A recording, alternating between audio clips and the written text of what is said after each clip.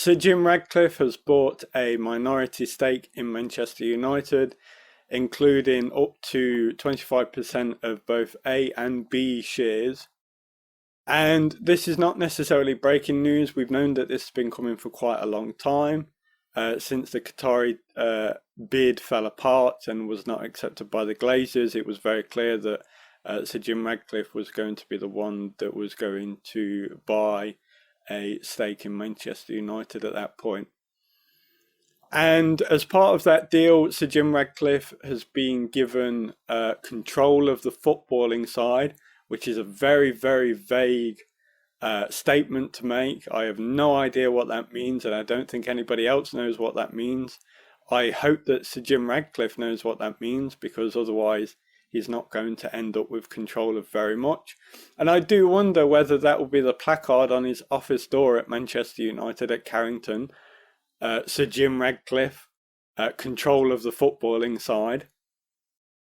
But assuming that all things are well, there have been rumours as to Sir Jim Ratcliffe intending to bring in the sort of football club structure that most successful European clubs have implemented, with the sort of sporting director / director of football sort of model, which Manchester United, they have needed that for a long, long time. They have struggled with any kind of long-term direction at the club.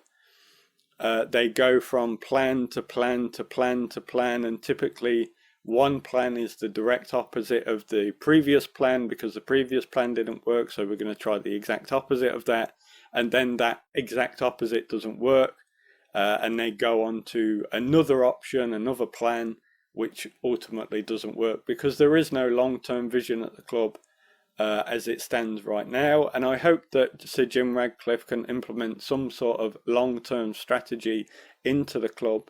There's also been rumours that Sir Jim Ratcliffe is interested in bringing in other head coaches. There's been links to Graham Potter. There was talks of Carlo Ancelotti.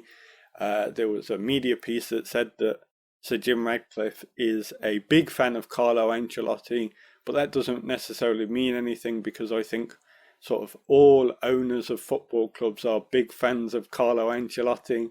You know, it's kind of like saying that boxing fans are a big fan of Muhammad Ali. Well, yeah, obviously, like the greatest of all time, which is an argument could be made for Ancelotti to be in that category of the greatest managers of all time. And so I'm not surprised that Sir Jim Ratcliffe has been linked and said that he's a big fan of Carlo Ancelotti. Aren't we all? I think that it is quite likely that Sir Jim Ratcliffe will bring in a new manager at some point in the quite close future, whether that's sort of immediately going into the sort of winter break, or potentially having somebody in place for the beginning of the second half of the season after that winter break. Or maybe he'll look to allow Ten Hag to finish out the season and try to find a long-term replacement, and to spend the intermediate time looking for that new head coach. It is quite normal for a new owner to bring in a new head coach. We saw this obviously at Newcastle. They brought in Eddie Howe fairly soon after the takeover occurred. Abramovich did this at Chelsea. He brought in Jose Mourinho, replacing Claudio Ranieri, obviously.